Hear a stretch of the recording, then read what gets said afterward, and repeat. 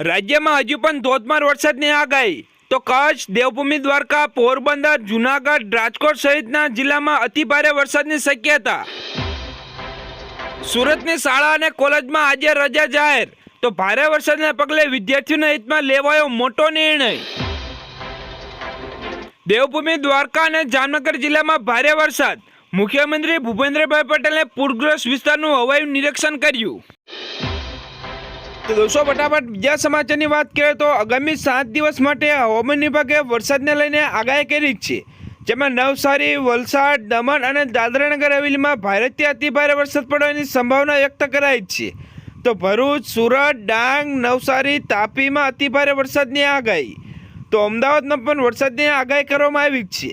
તો સૌરાષ્ટ્ર અને કચ્છમાં ભારે વરસાદની આગાહી કરવામાં આવી છે। કચ્છ જિલ્લામાં વરસાદનો બીજો રાઉન્ડ શરૂ, તો માંડવીમાં 6 ઇંચ, નખત્રામાં 5 ઇંચ અને મુન્દ્રામાં 4 ઇંચ ધોધમાર વરસાદ જોવા મળ્યો। તો આજે 24 જુલાઈ અને બુધવારે આટલા જિલ્લા સાવધાન, અમરેલી, ગીર સોમનાથ, વલસાડ, દમણ, દાદરાનગર હવેલીમાં રેડ એલર્ટ આપવામાં આવ્યું।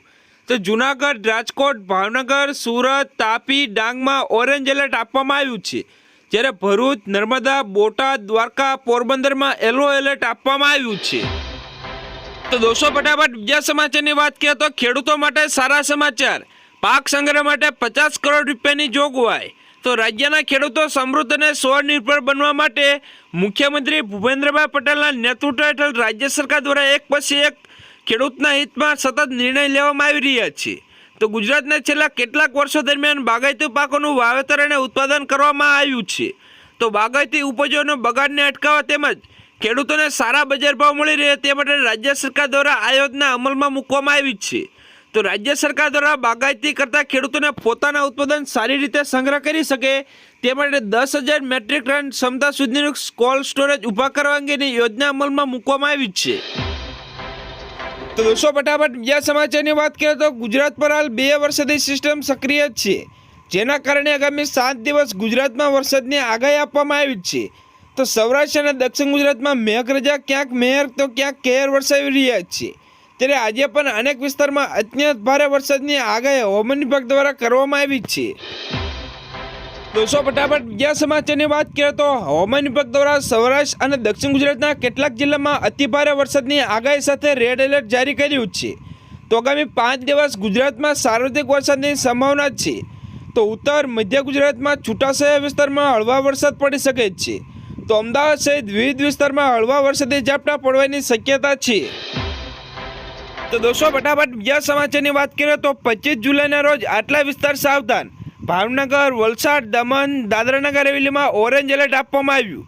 તો ગીર સોમનાથ, દીવ, સુરત, નવસારી, ડાંગમાં યલો એલર્ટ આપવામાં આવ્યું છે। દોસ્તો ફટાફટ બીજા સમાચારની વાત કરીએ તો સૌરાષ્ટ્રના 23 ડેમોમાં સતત પાણીની આવકમાં વધારો થતાં 15 ડેમો ઓવરફ્લો, તો નદી કાંઠા અને નીચાણવાળા વિસ્તારમાં સાવચેત રહેવા સૂચના આપવામાં આવી। દોસ્તો ફટાફટ બીજા સમાચારની વાત કરીએ તો નાણામંત્રી નિર્મલા સીતારામણે મંગળવારે કેન્દ્રીય બજેટ રજૂ કર્યું। તો નાણામંત્રીએ આ બજેટમાં ઘણી મોટી જાહેરાતો કરી છે। તો ખેડૂતો માટે પણ સારા સમાચાર જોવા મળ્યા છે। તો મુદ્રા લોનની રકમ 10 લાખ રૂપિયાથી વધારીને 20 લાખ રૂપિયા કરવામાં આવી છે। તો દોસ્તો બીજા સૌથી મહત્વના સમાચારની વાત કરીએ તો ગુજરાતમાં વરસાદ અંગે હવામાન નિષ્ણાત પરેશ ગોસ્વામીએ મોટી આગાહી કરી છે। તો બંગાળની ખાડીમાં સિસ્ટમ સક્રિય થતાં વરસાદ ગુજરાતને ધમરોળશે। તો સુરેન્દ્રનગર, મોરબી, દક્ષિણ ગુજરાતના જિલ્લામાં ભારે વરસાદની આગાહી છે। તો મધ્ય ગુજરાતમાં આગામી 3 દિવસ ભારેથી અતિભારે વરસાદ રહેશે। તો ગુજરાતમાં ચોમાસું બરોબર જામ્યું છે, ત્યારે ફરી એક વખત સૌરાષ્ટ્ર અને દક્ષિણ ગુજરાતમાં ભારેથી અતિભારે વરસાદની આગાહી કરાઈ છે। તો દોસ્તો ફટાફટ બીજા સમાચારની વાત કરીએ તો પીએમ મોદીએ બજેટ 2024ને લઈને સંબોધન કરી રહ્યા છે। તો પીએમ મોદીએ કહ્યું કે આ બજેટ મિડલ ક્લાસને મદદ કરશે, તો આર્થિક વિકાસની ગતિ મળશે। તો આ બજેટ સમૃદ્ધિ તરફ લઈ જવાનું બજેટ છે। બજેટ થકી કરોડો લોકોને રોજગારી મળશે તેવું જણાવવામાં આવ્યું છે। તો દોસ્તો ફટાફટ બીજા સમાચારની વાત કરીએ તો નાણામંત્રી નિર્મલા સીતારામને મોદી સરકારના 3જા કાર્યકાળનું બજેટ રજૂ કરી રહ્યા છે। તો તેમનું બજેટ ભાષણ શરૂ થઈ ગયું છે। બજેટને લઈને અત્યાર સુધી અનેક અટકળો લગાવવામાં આવી રહી છે। તો સામાન્ય માણસોને આ બજેટ પાસેથી ઘણી મોટી અપેક્ષાઓ છે। તો આ બજેટ 2047 સુધી ભારતને વિકસિત રાષ્ટ્ર માટે બનાવવાનો રોડમેપ આપશે, જે ભારતને $5 ટ્રિલિયન અર્થવ્યવસ્થા બનાવવાની બ્લુપ્રિન્ટ પણ તૈયાર કરશે. ગુજરાતમાં છેલ્લા 24 કલાકમાં 168 તાલુકામાં વરસાદ. દ્વારકાના કલ્યાણપુરમાં 11 ઇંચ વરસાદ, તો માણાવદરમાં 10 ઇંચ વરસાદ જોવા મળ્યો, જ્યારે જૂનાગઢના વિસાવદરમાં 9 ઇંચ વરસાદ જોવા મળ્યો. હવામાન નિષ્ણાત અંબાલાલ પટેલે રાજ્યમાં ભારે વરસાદની આગાહી કરી છે. તો બંગાળના ઉપસાગરમાં સિસ્ટમ સક્રિય થવાના લીધે 24 જુલાઈ સુધી દક્ષિણ ગુજરાતના ભાગોમાં ભારેથી અતિભારે વરસાદની આગાહી કરવામાં આવી છે. રાજ્યમાં હવામાન વિભાગની આગાહી અનુસાર સવારે 6 વાગ્યાથી 12 વાગ્યા સુધી 22 તાલુકામાં વરસાદ નોંધાયો. તો હવામાન વિભાગના આંકડા મુજબ 2 કલાકમાં 3.5 ઇંચ વરસાદ રહ્યો. તો સૂત્રાપાડા ઉમરગામમાં 2 ઇંચ વરસાદ રહ્યો. તો તલાલામાં 1 ઇંચ વરસાદ જોવા મળ્યો. તો હવામાન વિભાગ દ્વારા આજે રાજ્યમાં સાર્વત્રિક વરસાદની આગાહી કરવામાં આવી છે. તો સૌરાષ્ટ્ર અને દક્ષિણ ગુજરાતમાં વરસાદનું રેડ એલર્ટ આપવામાં આવ્યું છે. ગુજરાતના કેટલાક વિસ્તારમાં જબરદસ્ત વરસાદ પડી રહ્યો છે. તો બંગાળની ખાડીમાં સર્જાયેલું લો પ્રેશર તોફાન સ્વરૂપમાં ફેરવાઈ ગયું છે. તો આ તોફાનનું નામ લોપાર છે. ઓડિશા અને આંધ્રપ્રદેશના કિનારા સહિતના વિસ્તારમાં આ લોપાર તોફાન ત્રાટકી શકે છે. હવામાન શાસ્ત્રી અંબાલાલ પટેલે જણાવ્યું કે બંગાળના ઉપસાગરમાં વરસાદી સિસ્ટમ સક્રિય થઈ છે, જેના કારણે ગુજરાતમાં ભારે વરસાદની સંભાવના છે. તો અંબાલાલે જણાવ્યું કે 24 જુલાઈ સુધી મધ્ય ગુજરાત, દક્ષિણ ગુજરાત અને સૌરાષ્ટ્રના મોટાભાગના વિસ્તારમાં ભારે વરસાદ થવાની સંભાવના છે, જેમાં મધ્ય ગુજરાતના વિવિધ વિસ્તારમાં 4 ઇંચ સુધીનો વરસાદ છે. તો દોસ્તો, ફટાફટ બીજા સમાચારની વાત કરીએ તો રાજ્ય સરકાર દ્વારા ખેડૂતોને મદદરૂપ થવા માટે અનેક યોજના શરૂ કરી છે. તો ખેડૂતો પોતાના ઘરે તબેલો બનાવવા માટે સરકાર દ્વારા ₹12 લાખ સુધીની સહાય આપવાની યોજના અમલમાં મૂકી છે. તો પશુપાલન વ્યવસાય સાથે સંકળાયેલા લોકો આ યોજના થકી તેઓનો વિકાસ થાય તે માટે રાજ્ય સરકાર દ્વારા પશુપાલન સાથે સંકળાયેલા લોકોને વધુમાં વધુ યોજનાનો લાભ લઈ શકે તે માટે ઓનલાઈન અરજી તેમજ ઓફલાઈન અરજી કરી શકે છે.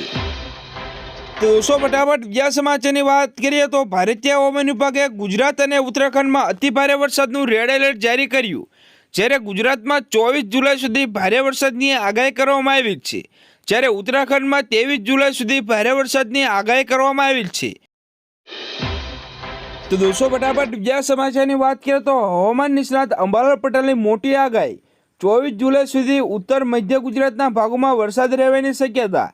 તો વડોદરા, આણંદ, નડિયાદ, કપડવંજ, જંબુસર, પંચમહાલ, મહીસાગરના કેટલાક ભાગોમાં વરસાદ થવાની આગાહી કરવામાં આવી છે. તો આ ઉપરાંત બનાસકાંઠાના ભાગોમાં વરસાદ નથી. તો આમાં રાધનપુર, કાંકરેજ ભાગોમાં ઝાપટાની શક્યતા છે. તો આ વખતનું પવન ઘણા ભાગોમાં સારો વરસાદ લઈને આવશે. તો જૂનાગઢ અને અમરેલીમાં ભારે વરસાદની શક્યતા રહે છે. ફટાફટ બીજા સમાચારની વાત કરીએ તો વાયદા બજારમાં સોના અને ચાંદી વિશે વાત કરીએ તો સોનાની કિંમત 71,000 પર જોવા મળી, જ્યારે ચાંદીની કિંમત 89,368 પ્રતિ કિલોની આજુબાજુ જોવા મળી.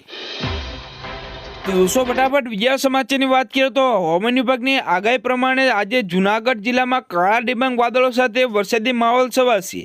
તો આજે સવારથી અવિરત ધોધમાર વરસાદ પડી રહ્યો છે. તો સમગ્ર જિલ્લામાં સતત વરસી રહેલા વરસાદથી ચોરો તરફ પાણી થઈ ગયું છે. તો એક દિવસ વિરામ બાદ ફરી આજે મેઘરાજા ધમાકેદાર એન્ટ્રી કરી છે. ફટાફટ બીજા સમાચારની વાત કરીએ તો પોલીસ ભરતીની તૈયારી કરી રહેલા વિદ્યાર્થીઓ માટે સારા સમાચાર. તો સુરતની મુલાકાત દરમિયાન ભરતી બોર્ડના અધ્યક્ષ હસમુખ પટેલે ખાનગી સમાચાર ચેનલને ઇન્ટરવ્યૂમાં પોલીસ ભરતીની શારીરિક અને લેખિત કસોટી અંગે વાત કરી હતી. તો તેમણે કહ્યું હતું કે પોલીસ ભરતી માટે શારીરિક કસોટી ચોમાસા બાદ થશે. તો ફટાફટ બીજા સમાચારની વાત કરીએ તો સમગ્ર ગુજરાતમાં છેલ્લા કેટલાક વર્ષ દરમિયાન બાગાયતી પાકો અને ઉત્પાદન વધ્યું છે. તો બાગાયતી ઉપજોને બગાડ અટકાવવા તેમજ ખેડૂતોને સારા બજાર ભાવ મળી રહે તે માટે રાજ્ય સરકાર દ્વારા નવી યોજના અમલમાં મૂકવામાં આવી છે. તો રાજ્ય સરકારે બાગાયતી ખેતી કરતા ખેડૂતો માટે ઉત્પાદન અને સારી રીતે સંગ્રહ કરી શકે તે માટે 10,000 મેટ્રિક ટન ક્ષમતા સુધીનું કોલ્ડ સ્ટોરેજ ઊભા કરવા અંગેની નવી યોજના અમલમાં મૂકવામાં આવી છે.